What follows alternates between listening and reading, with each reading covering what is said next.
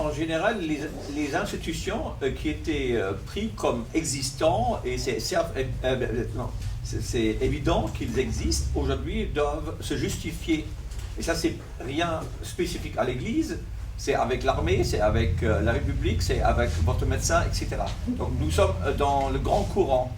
Et donc si l'Église ne se justifie pas, il se met à l'extérieur de ce que font tous les autres. Et ça pose un problème de crédibilité du message. C'est pour ça que c'est important de bien écouter comme Église ce qu'on cherche. En général, on prêche. Donc c'est nous qui avons le mot à dire, mais là, c'est une toute autre attitude. Il faut écouter et à mon avis, c'est institutionnellement compliqué. Donc ça veut dire qu'il faut faire beaucoup d'efforts, mais c'est nécessaire. Ça demande un effort. Il faut faire un effort d'abord de poser la question, pourquoi est-ce que vous venez?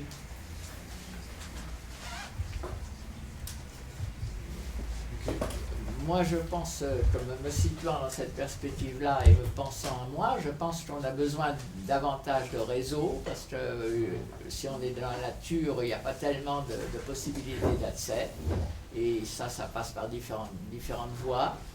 Et bon, on a également besoin de ressources. Et je pense que, puisque je continue, j'ai la parole là, rapidement, je pense qu'il y a la question effectivement, des institutions, mais la question n'est pas seulement la question de la modernisation des institutions. Il y a un ami qui nous écrivait, et là, il y a la question il n'y a pas que la question de la modernisation des institutions, il y a aussi la question de ce qui est dit dans les institutions, du contenu de ce qui est dit dans les institutions. Du contenu théologique. Voilà. J'aurais une question à Alexandre, qui côtoie une population vraiment assez hors de l'Église. Quel est le regard de ces personnes sur les institutions, justement? Le regard des personnes extérieures à l'Église, quel est leur regard sur l'institution, enfin sur les églises? Ça dépend. Là, je reviens hier, donc je suis revenu en avion. J'ai fait un pèlerinage donc, à Saint-Paul-de-Compostelle durant 3 mois. Donc il y a des centaines de personnes qui arrivent tous les jours, beaucoup de jeunes. Et c'est toutes des personnes qui font, bon alors, oui, qui le font aussi de manière religieuse. Donc elles sont complètement en dehors des structures, mais elles sont en demande. Et donc elles marchent pendant plusieurs mois, aussi pour rencontrer l'Église. Donc elles sont plutôt bienveillantes, enfin elles sont plutôt à se dire, bon bah génial, on va rencontrer l'Église d'institution. Par contre, bon alors ça ne nous concerne pas parce que c'est l'Église catholique, non, mais du coup l'accueil de l'Église est juste terrible quand même. C'est juste affreux quoi. C'est juste alors j'ai été super bien accueilli par une secte fondamentaliste. J'ai été super bien accueilli par plein d'autres spiritualités. Mais alors l'Église, en termes d'accueil, c'est juste alors que c'est plein de gens qui sont en demande et en recherche d'être accompagnés. Alors effectivement, ils sentent la transpiration, ils ont le cheveu long, ils ont tout un parcours effectivement. Mais c'est plein de gens lambda, enfin, qui sont enfin, comme vous et moi. Hein. Mais du coup, donc ils n'ont pas de a priori sur l'institution. Voilà. Et du coup, ils sont plutôt bienveillants. Mais alors, du coup, l'accueil, c'est vraiment terrible quand même. C'est fou, hein. Alors qu'il y aurait des tas de choses à faire. Enfin, il y a un besoin de sens. Bon, moi, je trouve que c'est la société qui en crie, c'est pas l'Église, c'est la politique, c'est l'économie, c'est l'agriculture, c'est tout. Et parce qu'il y a une crise de sens. Alors du coup, pour moi, c'est l'Église qui devrait répondre à cette crise de sens et cette crise de société, et elle est absente. Et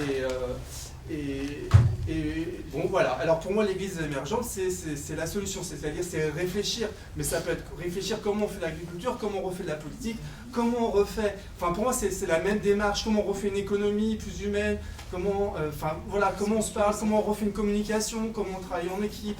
Enfin, pour moi, c'est toutes ces mêmes questions, c'est toute la même démarche de revoir de notre fonctionnement de moderniste, ou j'en sais rien, de disséquer, de voir maintenant en quoi elle est complètement dépassée, comment refaire société ensemble, comment refaire église, comment refonctionner ensemble, pour qu'il y ait un nouveau enthousiasme qui ressort et que la créativité des nouvelles choses puisse émerger, quoi, tout simplement. Hein. répondre à nos besoins intérieurs à chacun.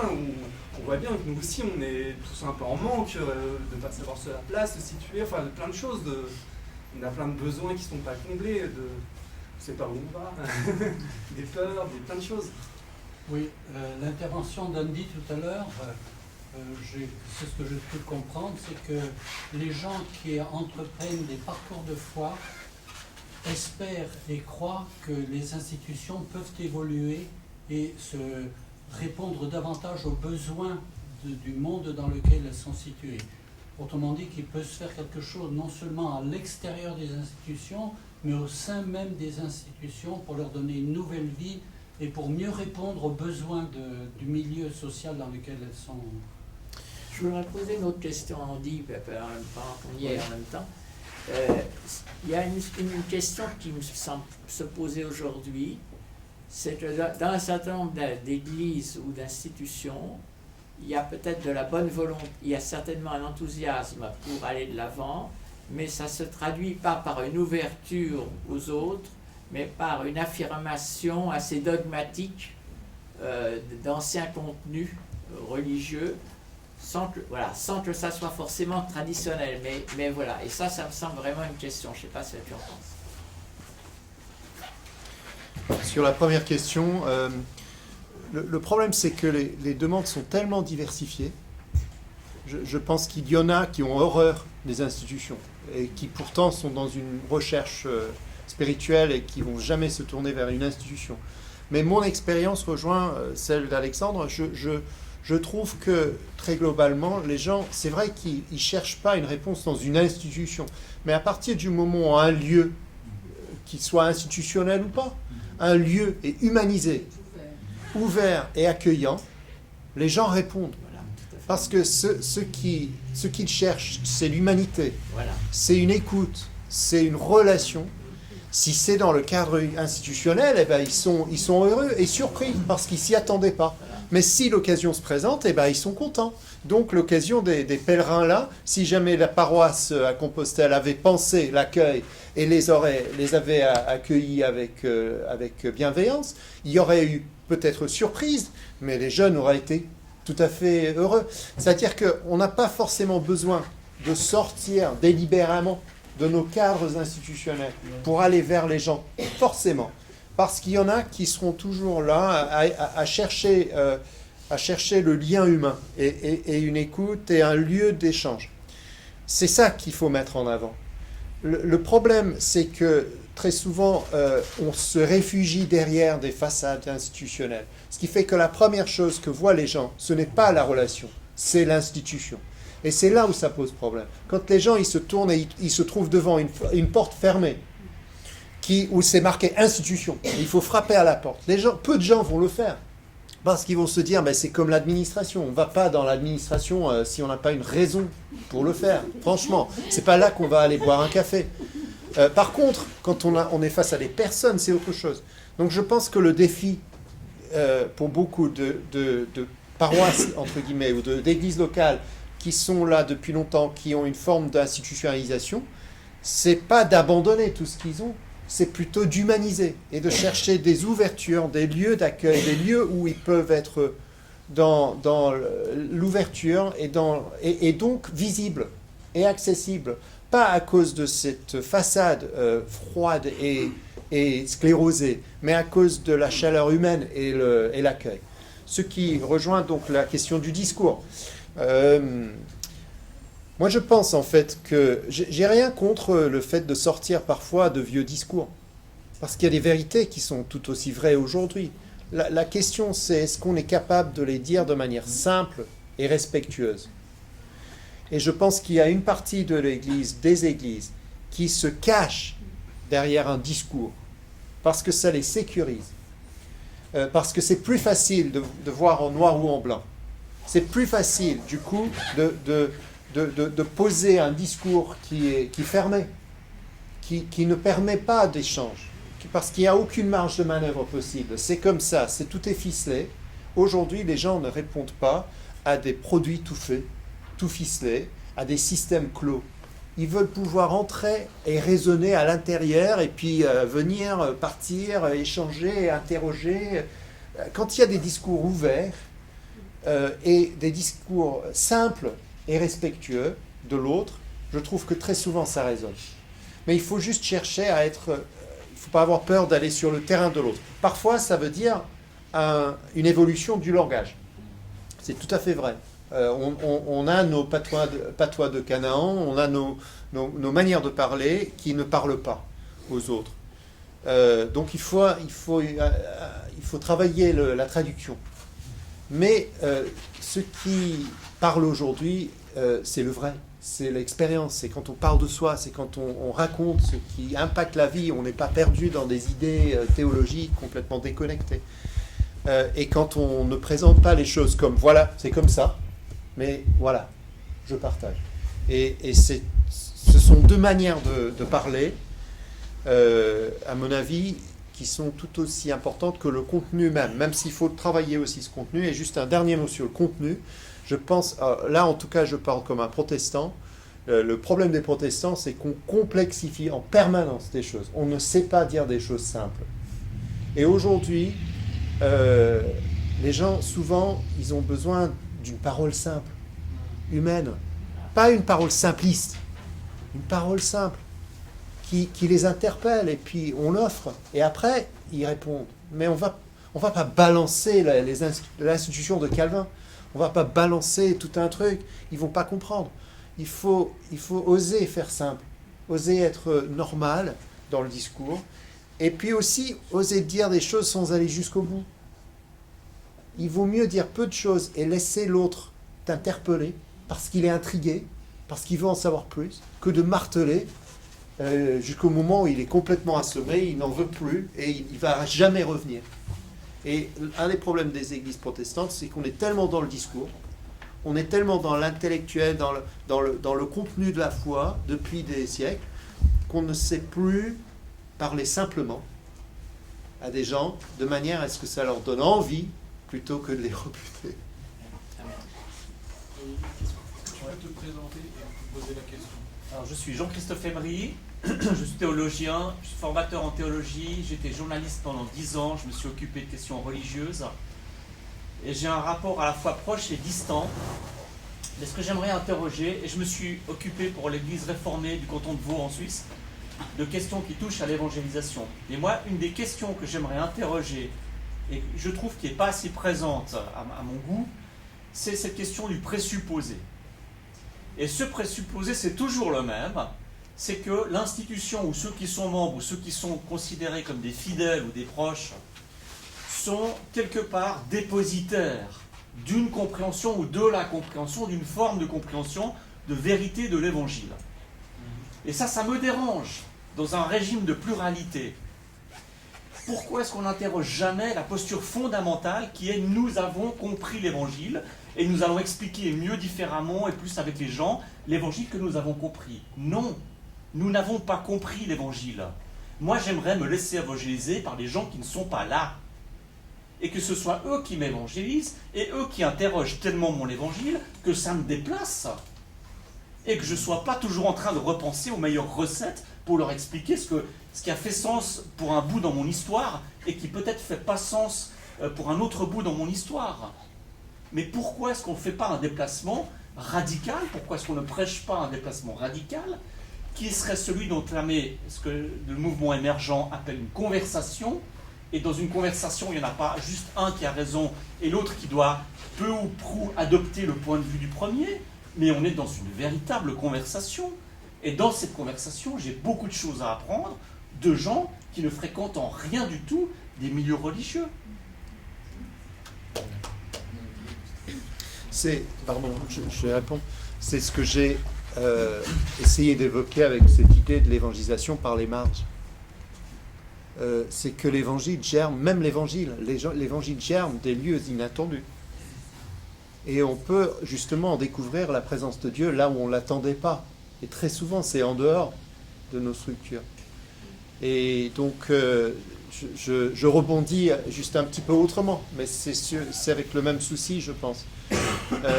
Et puis, il me semble aussi qu'il faudrait quitter cette vision des choses qui fait que tous ceux qui sont dans nos églises sont bons et ont tout compris, et tous ceux qui sont en dehors n'ont rien compris. Parce que, et en tout cas c'est ce qu'on découvre dans nos églises historiques protestantes, c'est tout autant ceux à l'intérieur de l'église qui ont besoin d'être évangélisés. Et l'évangélisation démarre déjà avec moi. Donc c'est pas si simple que ce qu'on imagine, et je pense que le fait justement de sortir, pour rejoindre ce que disait Marty tout à l'heure, le fait de sortir des bâtiments, de sortir de sa zone de confort, ça te met en posture de vulnérabilité. Et en te mettant en posture de vulnérabilité, tu te dépossèdes de quelque chose et tu t'ouvres à la possibilité d'une confrontation positive. Et je pense que c'est là où souvent tu découvres que Dieu est là. Dans ton témoignage, mais aussi dans les propos de l'autre. Et donc oui, je souscris à ce que tu dis. C'est là que ça pêche. C'est là que ça pêche. Je veux réagir sur un point là. Je me relie à l'intervention d'Alexandre tout à l'heure. Il disait au fond, on a besoin de vivre, on est engagé dans la création, la mutation du monde, dans la création d'un monde nouveau, d'une certaine façon, avec Dieu, on travaille avec Dieu. Et on fait ça avec tout le monde, enfin on fait ça avec les gens qui veulent le faire. Le problème en tant que chrétien, c'est de reconnaître l'œuvre de l'Esprit chez tous ceux qui participent à cette œuvre. Oui, oui. Et de rendre visible le fait que Dieu est dans cette œuvre. Enfin, c'est comme ça que je me pose la question. Même au nom de l'Église. Oui. C'est sûr.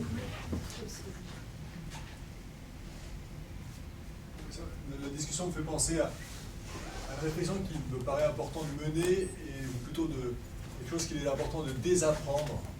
C'est que l'Église est un lieu. Alors, à certains égards, elle l'est bien sûr. J'ai été sensible après l'intervention de Valérie ce matin, où j'avais cette parole qui résonne en moi encore, l'idée de l'Église comme un non-lieu. Et d'une certaine manière, ça remet en question nos visions classiques de l'Église, et même notre thème finalement. Parce que, ça a déjà été esquissé ici ou là, qui dit marge, dit qu'on a défini les frontières. Or, si on ose concevoir, et ça demande un vrai réapprentissage, c'est dans ce sens-là, que l'Église, elle n'est pas figée, mais elle est liquide, elle n'a pas de marge, elle n'a pas de centre. Et dans ce sens-là, c'est clair que Dieu est là, je pense à cette formule de Jacob, Dieu était là et je ne le savais pas. Oui. Et je crois que ça rejoint ce que vous dites, c'est-à-dire que chacun, y compris, alors du coup on aurait pu utiliser ce vocabulaire, mais en dehors des cadres institutionnels, est capable de Dieu. Et Dieu émerge effectivement partout, tout le temps, chez tout le monde.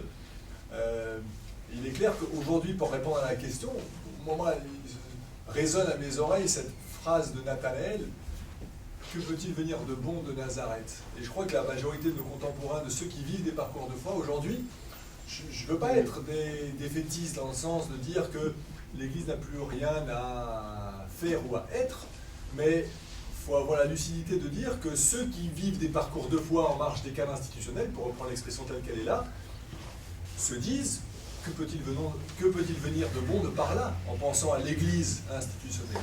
Alors si on continue l'histoire de Nathanaël, finalement, il vient quelque chose de bon. Mais c'est à nous d'être créatifs pour justement prendre à contre-pied les gens et être ce qu'ils n'attendent pas pour finalement faire église ailleurs, pas dans le ou les lieux imaginés, mais des lieux qu'on va imaginer, y compris en dehors. Et ça implique de notre part de se marginaliser. J'entendais dans un groupe de discussion là tout à l'heure Françoise Rontard qui évoquait dans une association qui travaille pour l'Afrique avec des gens de toute origine, et tout d'un coup il a émergé dans ce groupe. Françoise disait que dans le groupe où tu travailles pour l'action pour l'Afrique, il a émergé, parmi des gens très différents, il a émergé finalement une louange vers Dieu, un remerciement vers Dieu. Et ça me semble... Parce qu'il y avait des chrétiens non chrétiens, et c'est des gens qui ont reconnu quelque part qu'à travers certaines, je dirais, actions miraculeuses, entre guillemets, voilà, les gens ne savaient pas comment exprimer la joie. Elle dit, mais prions. Et c'était très original comme temps de prière. Est-ce que je pourrais poser la question à Valérie, qui rencontre beaucoup de gens, comment elle voit l'œuvre de Dieu dans ces personnes qui ne sont pas forcément, voilà, qui sont en parcours, en recherche?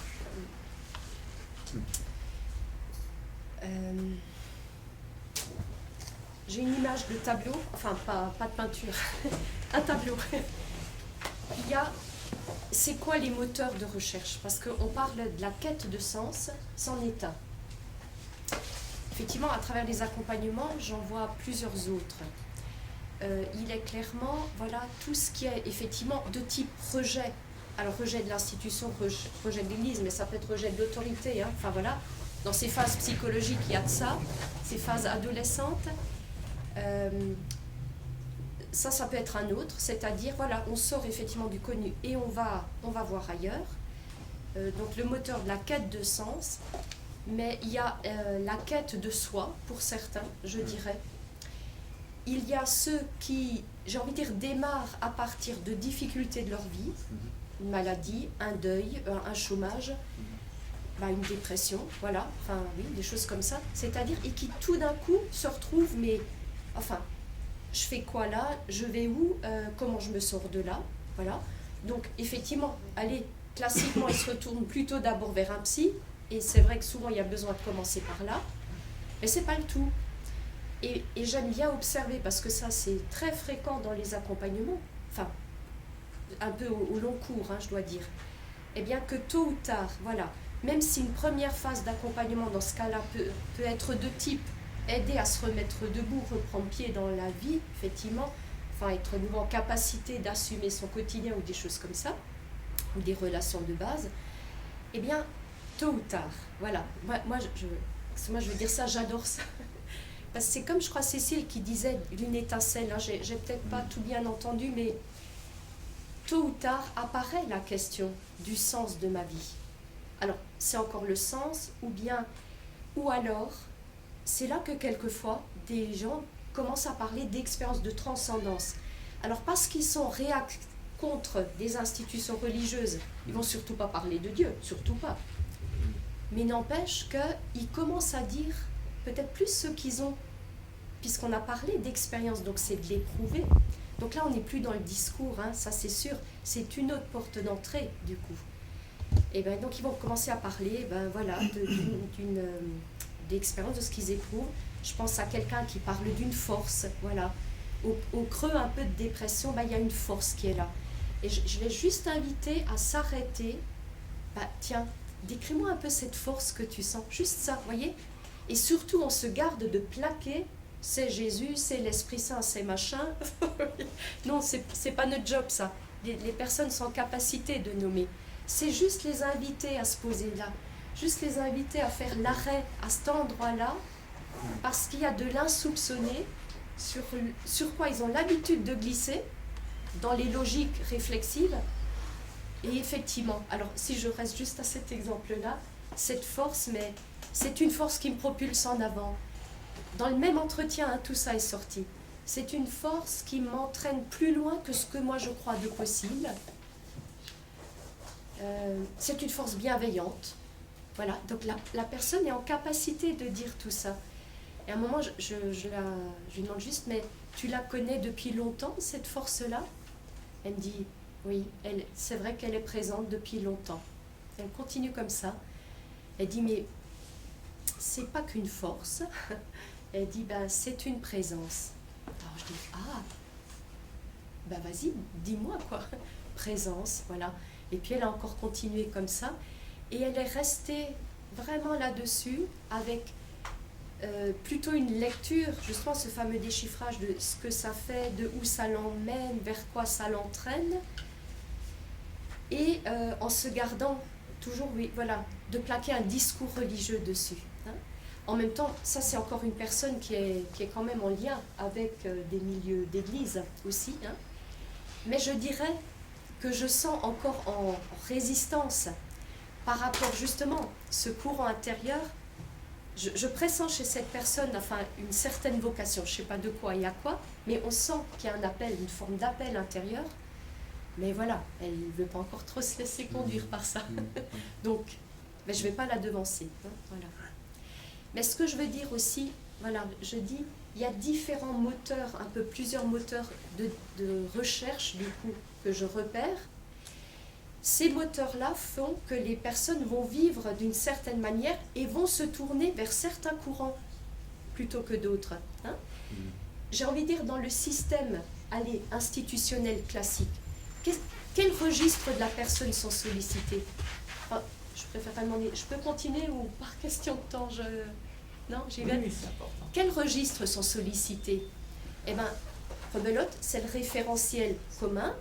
Donc, c'est bien sûr la parole de Dieu, mais c'est souvent abordé sous l'angle plus de la loi, de la référence, à respecter, à obéir. Hein.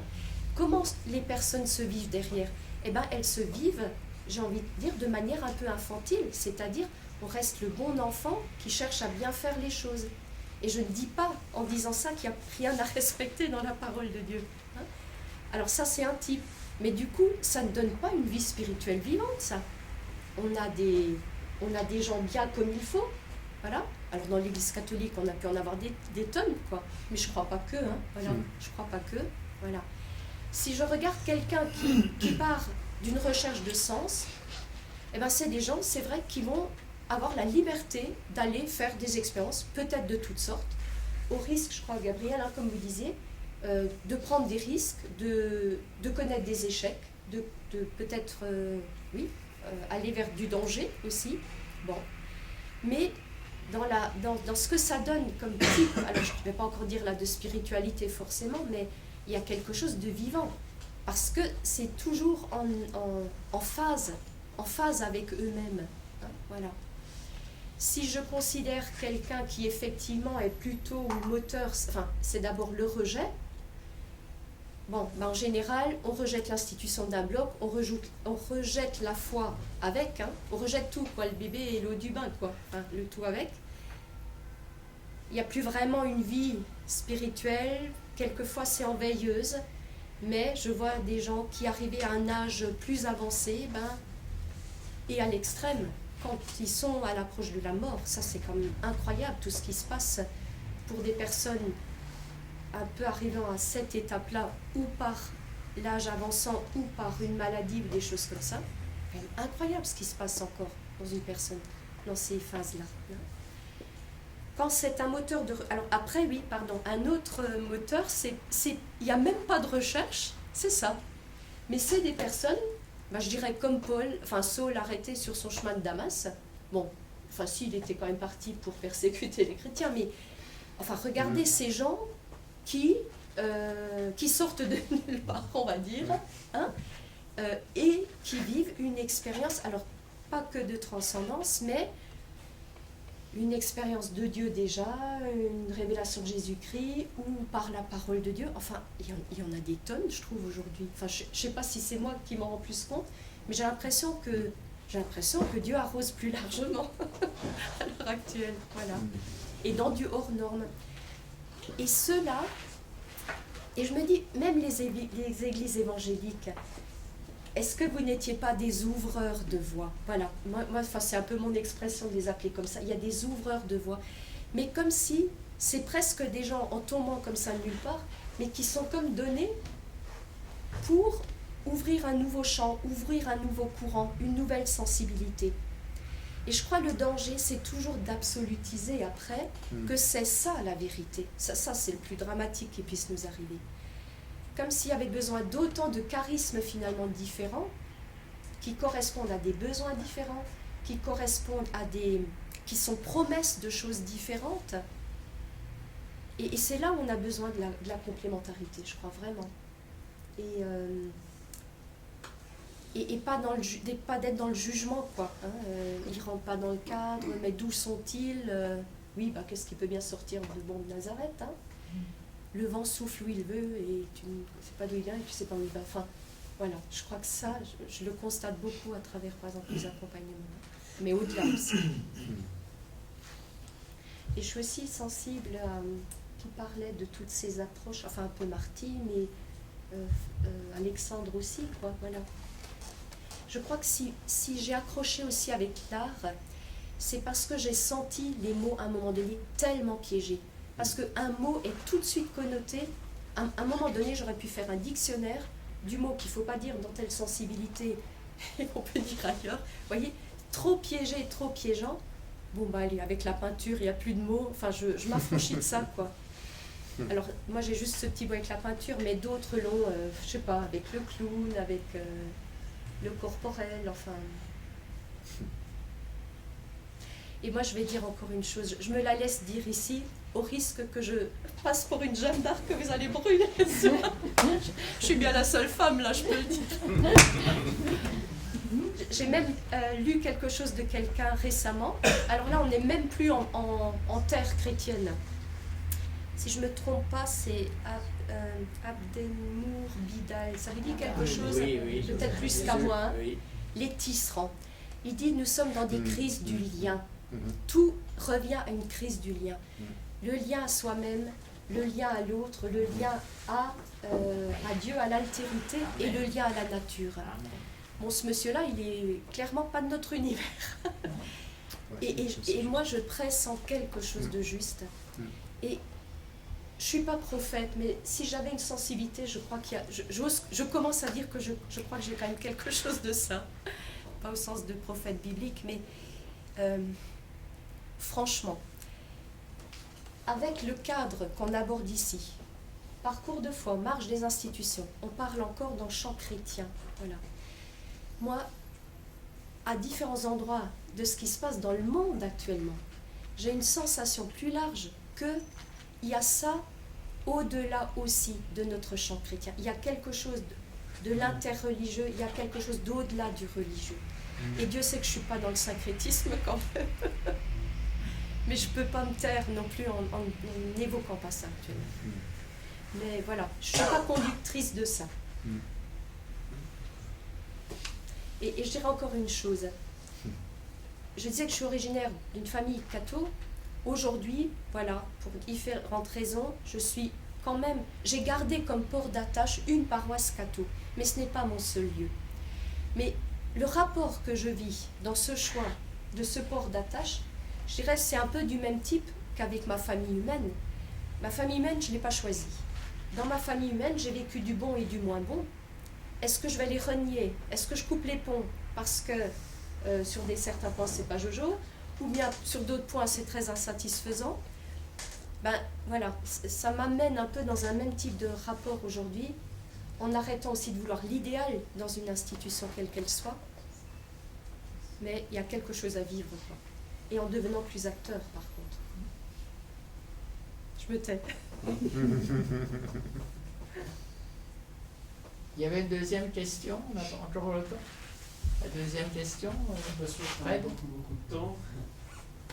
Peut-être s'il y a des questions, c'est de la part de l'Assemblée, c'est préférable.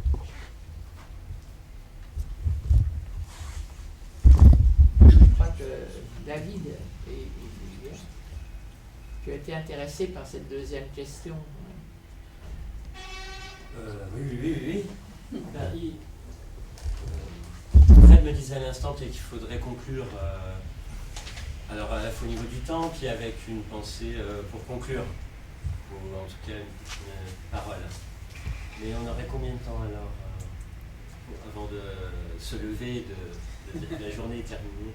Non, mais c'est pas en termes de temps, quand même. On sent pas. Dis ce que tu as à dire. L'intitulé de la journée, c'est pas moi qui l'ai inventé, il était magnifique. Parcours de foi, même si on n'y avait pas rajouté le reste, c'était déjà une très belle idée, et ça a commencé au début de la journée avec la méditation parcourante, la marche là. Et rien qu'avec l'exploitation donc de cette notion de parcours avec l'idée de marche, on était proche de ce qui fait la vie concrète. Et ça nous a directement introduit à ce qui était l'attente pour moi. C'est ma deuxième journée spéciale d'études témoins. L'attente, c'est évidemment de voir et d'entendre intervenir des personnes, des personnalités, avec une histoire, une conviction, une trajectoire, une pratique professionnelle, intellectuelle, politique. Et que ça soit le témoignage d'un parcours qui nous fasse entrer dans l'envie d'aller dans des nouveaux chemins de pensée, des nouveaux chemins de vie. C'était fait, je pense, pour nous intéresser à des coins de France, à des coins de la société qu'on ne connaît pas. Le bureau d'une psychologue, d'une formatrice. Il y a des... quand Alexandre disait les pèlerins d'Emmaüs, je suis sur le mot parcours. Puis je vais prendre les 3 mots, puis en moins de 5 minutes. Les pèlerins d'Emmaüs sont, pas d'Emmaüs, de Saint-Jacques-de-Compostelle sont des gens tout à fait normaux, pas seulement chevelus et transpirants. Tout à l'heure, j'avais envie de dire oui, comme Alain Gubert, à côté de toi. Voilà quelqu'un. Excuse-moi de te faire porter le chapeau de la normalité. D'autres ont essayé, ça leur a pas réussi, donc je te l'enlève tout de suite. Et on peut s'imaginer Alexandre parcourant 1300 km. Il suffit pour ça d'aller sur le site. Dans la rubrique spiritualité, il y a un interview d'Alexandre. 1850. Kilomètres. Oui, hein, ouais. c'était parti du Puy. Ouais. 1600.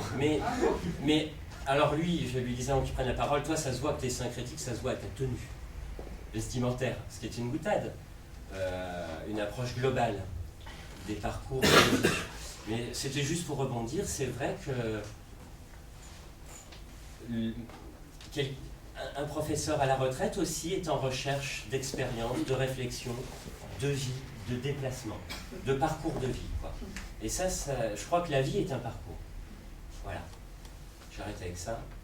Et j'ai trouvé utile à nous tous que le dernier intervenant, mon collègue, dise ce parcours entre l'institution. Il y a des parcours qui se font au sein de l'institution, mais ce qui n'est pas dans l'institution, parce que c'était bien, tu emploies une expression en disant tu as changé l'énoncé du sujet, tu as dit hors institution et non plus aux marges. Eh ben oui, on est membre adhérent ou pas finalement. D'ailleurs, l'institution qui est témoin l'association a combien d'années maintenant? 25 ans. 25 ans. Je crois qu'il faudra l'institutionnaliser encore un peu plus en passant à la table là-bas avant de partir pour renforcer l'institution de témoin, qu'on vienne de l'extérieur ou de l'intérieur de témoins. C'était pour la blague, mais c'est ça qu'il faut faire quand même. Hein. Et si vous êtes comme moi, que 20 € représente beaucoup d'argent pour vous, je crois qu'on peut renforcer l'institution même sans verser 20 €. En tout cas, c'est ce que j'essaierai de faire. Et sinon, il y avait parcours de foi. Et là, ça nous amène sur le terrain de la théologie.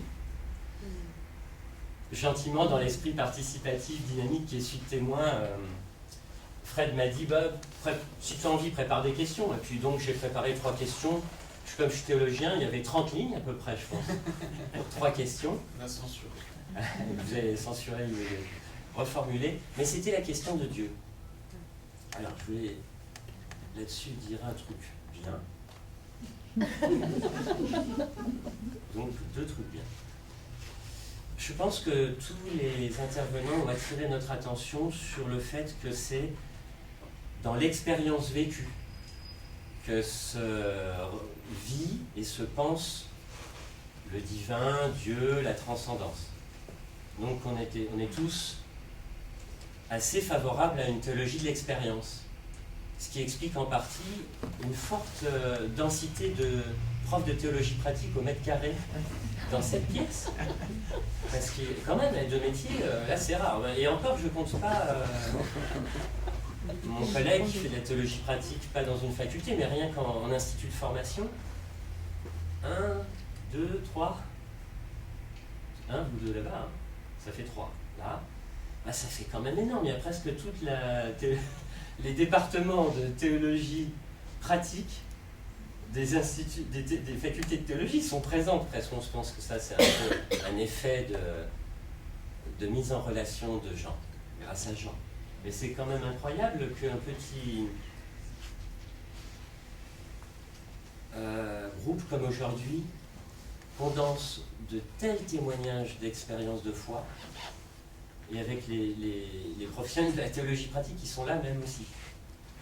Si avec tout ça, on n'a pas à la sortie une ou deux idées nouvelles sur Dieu. Moi, je voulais juste que, comme dans Wikipédia, on puisse dire les apports conceptuels de Kierkegaard, bref, des intervenants. Comme j'avais écrit des questions, j'ai essayé de voir s'il n'y avait pas les réponses à mes questions, voire même mes réponses. Je pose des questions en ayant conscience de certaines réponses. Et comme je suis passionné de théologie, j'attendais ce qui n'a pas eu lieu, de la dogmatique. Mais comme il y a eu de l'éthique, dites-moi comment vous vivez, je vous dirai comment est celui en qui vous croyez finalement.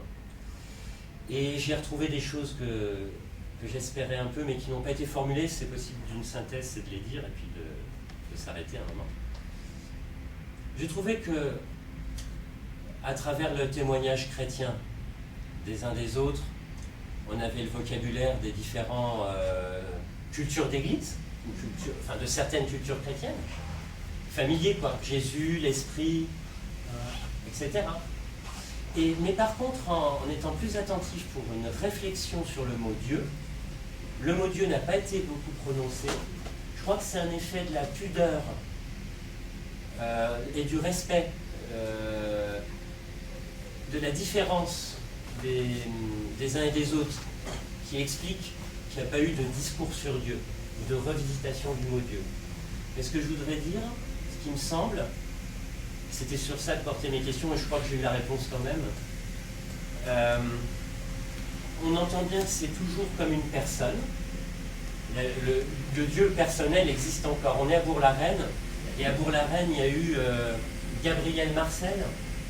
C'est tout ce courant de l'existentialisme chrétien, pas très loin d'ici. Emmanuel Mounier, le personnalisme. Je ne fais pas la promotion des Hauts-de-Seine, mais là, ça fait quand même un noyau avec témoins dans un petit coin. Paul Ricoeur habitait à côté. Bon. Le personnalisme chrétien est là. Et le Dieu en forme de personne, je ne vais pas plus loin. À travers les discours PRH et psy, et l'art comme expression personnelle et thérapeutique, on voyait, on est tous partis d'une notion d'aliénation, ou en tout cas on n'est pas parti d'un humain neutre, on est parti d'un humain en marche, qui se libérait et qui se désaliénait de lui-même ou de ce qu'il aliène dans la réflexion. Et donc là, Dieu joue comme une force vitale, ou une puissance même, qui guérit. Le mot a été prononcé même. Donc personne, puissance, ou force vitale. Et aussi ça jouait comme une fonction, parce qu'on parlait d'institution. Donc Dieu comme une fonction, on a respecté un horaire. Le découpage de la journée a été pensé pour le partage et la réflexion. Ce sont des fonctions d'organisation, quoi. Voilà. Puis c'est peut-être moi qui avais trouvé cette expression de Dieu comme fonction. Et comme j'ai l'impression que ça fonctionne comme ça avec les psychologues. Dieu n'est pas forcément nommé, mais vous étiez en train de le dire pour la vocation de la personne. Ça dépend, hein. Oui, ça dépend. Mais comme je ne connais pas ça trop, dépend du courant, ça c'est clair. Voilà. J'ai l'impression que la notion d'un Dieu qui joue une fonction dans la société et dans nos vies, je le mettais du côté des psys, mais bon, voilà. Oui. Je ne sais pas le développer, mais j'ai l'impression que ça existait. J'ai dit 4 trucs sur Dieu, sur Dieu c'était tout, je crois. Non, c'était pas tout. Dans les apports conceptuels, c'est le dernier, puisque c'est une théologie de l'expérience et à travers des parcours de foi, d'expérience. Jean l'a présenté, ainsi que Alain, dans l'introduction du travail de recherche académique qui a été synthétisé par eux au départ. que ce soit à travers la recherche sociologique que résumait, en sciences des religions bien sûr, que résumait Alain, ça reste penser Dieu, ça reste penser l'articulation de l'immanence et la transcendance. C'est ce qui était redit au niveau des sociologues contemporains. Et puis Jean a cité Moltmann. Je ne suis pas devenu moltmannien, je ne l'ai d'ailleurs jamais vu ni lu beaucoup. Mais il emploie une expression, et je crois qu'elle peut servir, même je la partageais à Françoise, qui était prof de philo. C'est une immanence, Dieu là, comme une immanence transcendante. C'est une expression de Moltmann. Moi, ça me fait penser à une feuille de papier qui se recourbe un peu, ou un objet, à quelque chose de vivant, quoi. Ou une trajectoire qui remonte, ou... Je crois que Théard de Chardin l'avait dit il y a bien longtemps, toutes ces forces qui montent. Et on n'a pas parlé de Christ, mais enfin, c'est bien pour aller le voir lui qu'on a fait un trou avec les disciples de l'Évangile, un trou dans le toit de la maison au début. Et moi, je suis déjà sorti d'une maison par le trou qui... Donc, comme disait Alexandre Vinet, c'est pour conclure sur Dieu, après j'ai fini. C'est vrai que dans les institutions, Alexandre Vinet disait il vaut mieux laisser les portes et les fenêtres ouvertes pour que l'air puisse rentrer, et les portes pour qu'on puisse aller et venir, sortir, les portes et fenêtres, et pour qu'on ne soit pas obligé de vous quitter. C'est-à-dire pour qu'on puisse sortir et qu'on ne soit pas obligé de sortir en faisant un trou. Donc c'est vrai que c'est respirant comme notion de Dieu. C'est un Dieu qui respire, avec les humains qui en ont témoigné. Et pour les préconisations de ce qui peut être utile aux institutions, ben heureusement, il y a des représentants d'institutions, il y a des représentants d'œuvres et mouvements chrétiens. Je pense même qu'il y a des cadres d'œuvres chrétiennes importantes dans l'évangélisation qui sont cachés parmi nous, comme humbles participants et servants, quoi. Donc c'est très important d'avoir une vision comme ça. Sur la vision pour les institutions, parmi tous les participants qui peuvent en parler, je suis venu avec cette lecture et j'ai dépassé 3 minutes. Parmi les livres qui sont sortis en 2016, ils en ont ressorti un de Paul Ricoeur qui est 2 conférences avec un nouveau titre. Je crois que le grand intérêt est dans le titre, mais enfin je vous en prie. On peut l'acheter quand même, mais c'est plaidoyer pour l'utopie ecclésiale. On pourra enlever ecclésiale et mettre plaidoyer pour l'utopie. Aide-moi. C'est une synthèse. Voilà. Ouais. Plaidoyer pour une utopie sociétale. Bon, ouais. Et je vais vous lire ma conclusion. Sinon, je vais faire comme les autres, c'est faire exploser l'horaire. Parce que je suis moi aussi propre à faire exploser les horaires. Ça dit, c'est condensé, mais ça porte sur parcours de foi aux marges des cadres institutionnels et demain. Et ça met l'accent sur une notion nouvelle, enfin, qui n'est pas ressortie plus que ça. Je vous lis l'ensemble quand même. C'est donc Paul Ricoeur. Pour moi, la première manière de rendre raison de ma profession de foi, c'est donc d'une manière encore extérieure, de montrer la nécessité pour nos sociétés modernes d'une tension, d'une dialectique sans fin entre l'exigence utopique et l'optimum raisonnable d'une action économique, sociale et politique. Viser plus, demander plus, on dirait Jean Hassenforder. C'est cela l'espoir. Il attend toujours plus que l'effectuable. Nous sommes dépositaires du surplus de l'espoir sur la prospective. Oui, Alain Buber. Dépositaire du surplus de l'espoir sur la prospective. Vous me direz, en quoi est-il besoin de chrétiens pour cet office ? Je ne nie pas que d'autres puissent exercer cette pesée aussi. je dis que le chrétien a des raisons spécifiques pour le faire. L'annonce de la mort et de la résurrection du Christ, c'est pour lui la lecture d'un chiffre de l'histoire, où est attesté le surplus du sens sur le non-sens. De le langage de saint Paul, là où le péché abonde, la grâce surabonde. Être chrétien, c'est déchiffrer les signes de cette surabondance, l'œuvre de l'Esprit, dans l'ordre même où l'humanité exprime son dessein. Et c'est la fin que je voulais vous partager, donc c'est celle-là. Le chrétien, c'est l'adversaire de l'absurde, le prophète du sens. Non par volonté désespérée, mais par reconnaissance que ce sens a été attesté dans les événements que l'Écriture proclame. Mais ce sens, le chrétien n'a jamais fini de le détailler. Et je crois que c'est ce qu'on continuerait à faire si on prolongeait. Et prophète de sens, du surplus de sens de l'espoir. C'est ce que j'ai recueilli des intervenants aujourd'hui. Amen.